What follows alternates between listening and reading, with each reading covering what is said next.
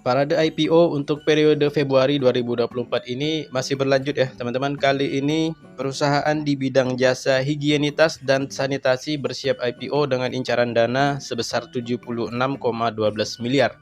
Kira-kira apa saja isi prospektusnya? Yuk kita bahas. Halo guysku, Bang Tusa update di sini. Selamat datang dan selamat bergabung kembali saya ucapkan teman-teman. Kali ini masih dalam parade IPO Februari ya 2024. Kita akan membahas lagi sebuah perusahaan yang akan melantai di Bursa Efek Indonesia. Nah, kali ini kita kedatangan PT EcoCare Indo-Pacific Tbk dengan kode saham HYJN atau saya sebut Hygiene ya teman-teman. Untuk sektornya itu ada di sektor industrial. Kegiatan usaha itu ada di jasa penyewaan alat higienis dan sanitasi ruangan beserta produk pendukungnya. Periode book building ada di tanggal 19 sampai 24 Januari 2024. Rentang harga IPO ada di kisaran 135 sampai dengan 145 rupiah per lembar saham dengan jumlah saham yang ditawarkan sebanyak 5.250.000 lot teman-teman. Nah, jadi perseroan ini atau Hygiene ini teman-teman memiliki dua entitas anak usaha ya, yaitu PT Tukang Bersih Indonesia atau TBI dan juga PT Indo Citra Pasifik atau ICP teman-teman ya. Untuk TBI itu bergerak di jasa cleaning service, sedangkan ICP itu bergerak di jasa pengendalian dan pembasmi hama teman-teman, seperti itu ya. Nah, ini baru saya dengar ya untuk sektor seperti ini. Seperti biasa sebelum masuk ke pembahasan prospektus, kita akan kupas dulu profil singkatnya ya, supaya kita tidak beli kucing dalam karung teman-teman ya. Jadi Hygiene ini didirikan pada tahun 2006 dengan nama PT Indocare Pacific ya, dengan kegiatan usaha utama itu adalah jasa pengelolaan dan penyewaan alat-alat higienis beserta dengan produk pendukungnya dan jasa pengendalian hama dan jasa kebersihan melalui entitas anak. Adapun jasa yang dimaksud adalah jasa pemasangan, maintenance, service terhadap produk yang disediakan oleh perusahaan teman-teman ya. Dan si Hygiene ini punya pelanggan tetap yaitu BCA ya teman-teman, Bank BCA, seperti itu. Nah, itu tadi adalah sekilas tentang Hygiene-nya ya. Sekarang kita bahas atau kita kupas profil dari dua entitas anak dari Hygiene teman-teman ya. Nah, kita bahas dulu yang pertama di sini adalah TBI atau Tukang Bersih Indonesia teman-teman, bergerak di dalam kegiatan usaha jasa kebersihan yaitu professional cleaning service dan juga housekeeping untuk rumah, kantor dan juga area komersil, di mana jasa tersebut telah disesuaikan dengan standar hotel teman-teman ya. Produk-produk dari Tukang Bersih Indonesia ini ada general cleaning ya teman-teman, yaitu layanan pembersihan bangunan secara menyeluruh dan detail untuk area yang baru selesai direnovasi ataupun yang sudah lama tidak ditempati. Kemudian ada daily cleaning, ini adalah untuk unit ruang tamu, kamar tidur, kamar mandi, dan dapur. Serta ada juga sektor ironing atau jasa lipat dan setrika pakaian guys ya. Jadi mirip kayak laundry. Kemudian ada pembersihan tungau teman-teman ya. Ini untuk kasur, sofa, dan karpet.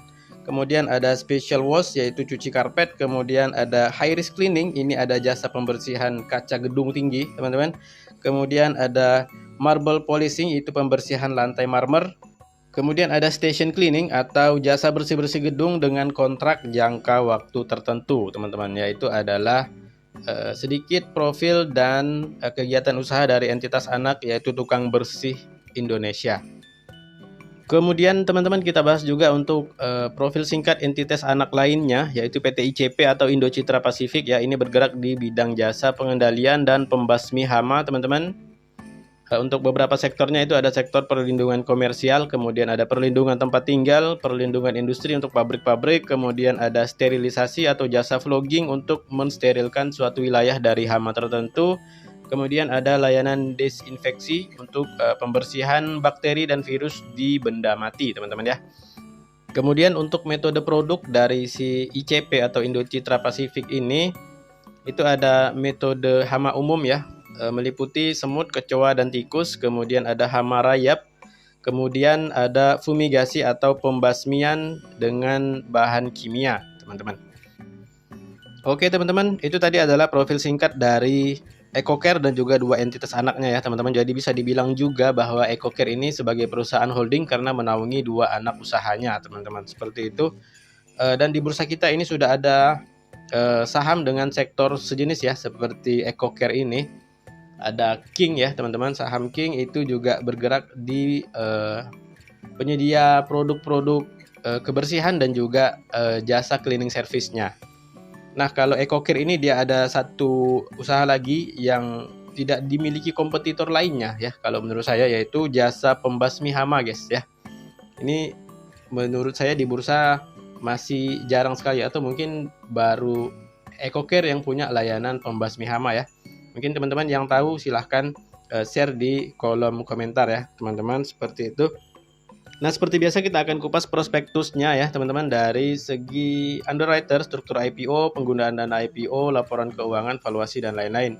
Disclaimer, video ini saya buat sebagai media informasi dan edukasi kepada teman-teman, juga sebagai bahan pertimbangan apakah nantinya teman-teman akan ikut meramaikan IPO-nya si Hygiene ini atau tidak. Tidak ada ajakan atau paksaan membeli saham IPO tertentu. Semua yang saya sampaikan bersumber dari prospektus perusahaan teman-teman ya.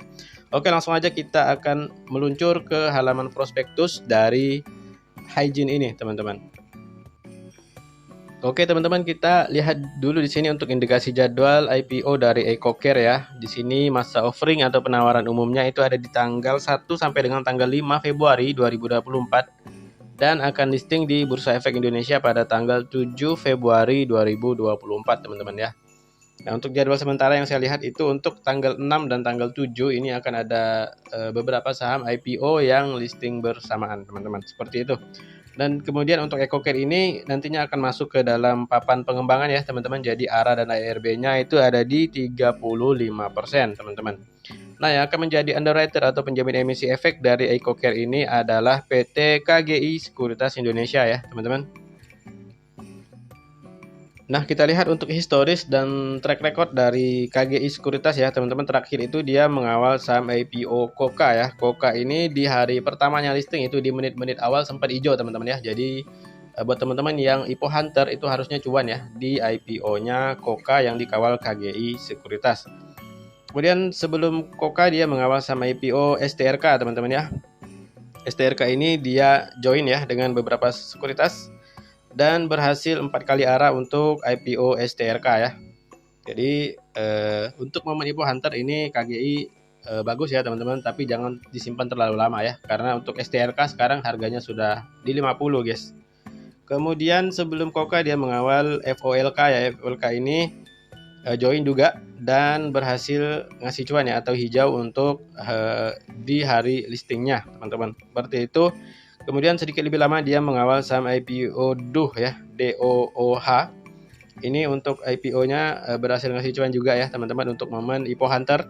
Kemudian sebelum DOOH dia mengawal saham IPO Jati teman-teman. Jati ini join juga dan berhasil ARA 2 kali ya teman-teman kalau nggak salah, seperti itu.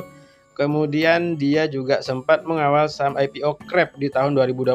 Nah, ini dia sebagai underwriter tunggal ya, teman-teman. Untuk IPO-nya Krep itu berhasil 1 kali ARA. Kemudian di sini juga ada beberapa lagi ya, untuk di tahun 2022 ada BSBK, teman-teman.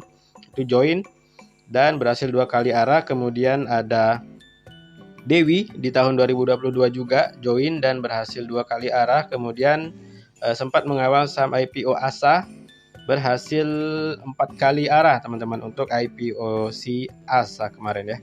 Nah, untuk historis atau track record dari KGI ini cukup bagus ya teman-teman dalam mengawal saham IPO, terutama untuk momen jangka pendek saja atau momen IPO Hunter teman-teman. Jadi bisa dimanfaatkan untuk menghasilkan cuan ya. Mudah-mudahan untuk IPO-nya si Hygiene ini juga akan memberikan kita cuan untuk momen jangka pendek ya atau IPO Hunter teman-teman. Seperti itu. Selanjutnya kita bahas di sini adalah struktur IPO dari Hygiene ya teman-teman. Jadi sebanyak-banyaknya 525 juta saham atau setara dengan 20,79% dari modal yang ditempatkan dan di store penuh dengan nilai nominal Rp20. Rentang harga IPO ada di kisaran Rp135 sampai Rp145 per lembar saham dengan jumlah dana IPO sebanyak-banyaknya 76 miliar 125 juta rupiah teman-teman. Dengan jumlah saham yang dicatatkan itu sebanyak 2 miliar 525 juta saham, teman-teman. Kemudian dalam IPO Hygiene kali ini teman-teman tidak ada waran ya, hanya induknya saja yang ditawarkan, dan di sini ada program kepemilikan saham pegawai atau ESA, serta ada program pemberian opsi pembelian saham kepada manajemen dan pegawai atau MESOP, teman-teman. Seperti itu ya. Nah, ini adalah struktur pemegang sahamnya ya, teman-teman, setelah IPO, setelah ada masyarakat, program ESA dan MESOP-nya, teman-teman. Pengendalinya itu ada Bapak Hendrik Yong, kemudian ada Hermes Tamrin, kemudian ada Rondi Yunanda, dan juga ada Vincent Yunanda, teman-teman, untuk para pemegang sahamnya ya. Kemudian di sini ada pembatasan atau lock up period ya, teman-teman, dari IPO-nya Hygiene untuk para pemegang sahamnya. Keempat nama pemegang saham tadi ada Hermes Tamrin, ada Hendrik Yong, ada Rondi, dan juga Vincent Yunanda itu di lock up ya, teman-teman. Tidak akan mengalihkan ke pengendaliannya atau kepemilikan sahamnya dalam jangka waktu 8 bulan setelah Hygiene ini melantai di Bursa Efek Indonesia. Seperti itu, teman-teman. Kemudian di sini kita lihat untuk kebijakan dividen dari Hygiene ya, teman-teman. Perseroan menginginkan untuk membayarkan dividen kas sebanyak-banyaknya 30% dari laba bersih tahun berjalan dimulai dari tahun buku 2023. Jadi kemungkinan akan dibagikan tahun 2024 ini ya, teman-teman. Namun dengan tetap memperhatikan posisi keuangan atau tingkat kesehatan perseroan serta hasil keputusan rapat umum pemegang saham, guys. Seperti itu ya. Oke, kita lanjut teman-teman melihat rencana penggunaan dana IPO dari Hygiene ya. Seluruh dana yang diperoleh dari hasil IPO setelah dikurangi biaya emisi akan digunakan dengan tujuan sebagai berikut. Di sini ada 5 poin ya teman-teman untuk penggunaan dana IPO-nya. Yang pertama sekitar 13,50% atau sebesar 8 miliar 800 juta itu akan digunakan untuk pembelian gudang yang terletak di Bogor, teman-teman ya. Dan ini pembeliannya dari pihak afiliasi, yaitu Bapak Hendrik Yong selaku komisaris utama dan selaku pemegang saham pengendali dari perseroan, teman-teman. Kemudian tujuan penggunaan dana IPO yang kedua sekitar 49,20% akan digunakan perseroan untuk modal kerja guna mendukung strategi perkembangan perseroan. Kemudian yang ketiga sekitar 18,50% akan digunakan untuk belanja modal perseroan. Kemudian yang keempat sekitar 10,80% akan digunakan untuk penyetoran modal ke entitas anak yaitu PT Tukang Bersih Indonesia. Dan tujuan penggunaan dana IPO yang kelima sekitar 8%, sisanya itu akan digunakan untuk penyetoran modal juga ke entitas anak lainnya yaitu PT Indo Citra Pasifik, teman-teman. Seperti itu. Nah, ini untuk tujuan penggunaan dana IPO-nya menurut saya bagus ya, digunakan untuk Capex dan Opex, kemudian untuk penyetoran modal ke masing-masing entitas anak, teman-teman. Seperti itu ya, walaupun di sini ada transaksi afiliasi ya dari perseroan ke pemegang saham pengendali. Seperti itu, teman-teman. Selanjutnya kita lihat di sini guys untuk laporan posisi keuangan dari Hygiene ya. Kita pantau di sini total asetnya terjadi peningkatan ya dari tahun ke tahun. 2020 ada di 99 miliar, 2021 naik ke 111 miliar, 2022 naik ke 125 miliar, dan per 31 Juli 2023 total asetnya ada di angka 139 miliar. Kemudian dari total liabilitas atau total hutang teman-teman di sini terpantau naik ya. Tapi tidak terlalu banyak teman-teman. Tahun 2020 ada di 55 miliar, 2021 naik ke angka 57 miliar, 2022 turun ke 56 miliar rupiah, dan per 31 Juli liabilitasnya naik lagi sedikit ada di angka 61 miliar rupiah. Kemudian dari total ekuitas ya, dari tahun ke tahun juga terjadi peningkatan teman-teman. 2020 ada di 43 miliar, 2021 naik ke 53 miliar, 2022 naik ke 68 miliar, dan per 31 Juli 2023 total ekuitasnya ada di angka 77 miliar rupiah teman-teman. Ini menurut saya bagus ya untuk laporan posisi keuangannya, dari aset dan ekuitasnya terpantau naik ya, cukup signifikan ya teman-teman. kemudian liabilitasnya juga naik tapi tidak terlalu banyak teman-teman, seperti itu. Oke teman-teman, seperti biasa kita intip untuk Dewan Komisaris dan Direksi dari Perseroan ya. Untuk Hygiene itu di sini ada Komisaris Utama Bapak Hendrik Yong dan juga sebagai pengendali dari Perseroan ya teman-teman. Warga negara Indonesia berusia 64 tahun. Kemudian di sini ada Hermes Tamrin selaku komisaris, ini juga sebagai pemegang saham, warga negara Indonesia berusia 75 tahun. Kemudian ada Alwi Kosasi selaku komisaris independen, warga negara Indonesia berusia 70 tahun. Kemudian ada Vincent Yunanda ya selaku direktur utama, ini juga selaku pemegang saham, warga negara Indonesia berusia 33 tahun. Kemudian ada Flora Chandra selaku direktur, warga negara Indonesia 44 tahun. Kemudian ada Heni selaku direktur, warga negara Indonesia 53 tahun. Kemudian ada Sudaryanto selaku direktur, warga negara Indonesia berusia 57 tahun, teman-teman. Oke, teman-teman, selanjutnya kita lihat ya valuasi dari IPO-nya Hygiene kali ini.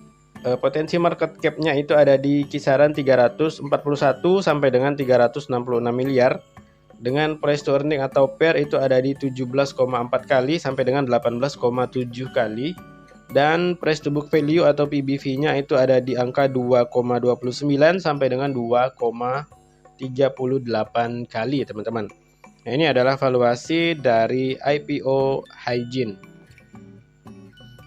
Oke, teman-teman, dari hasil pembahasan kita terkait prospektus IPO saham Hygiene atau EcoCare Indo-Pacific Tbk ya, sudah ada beberapa poin yang bisa kita jadikan bahan pertimbangan, teman-teman.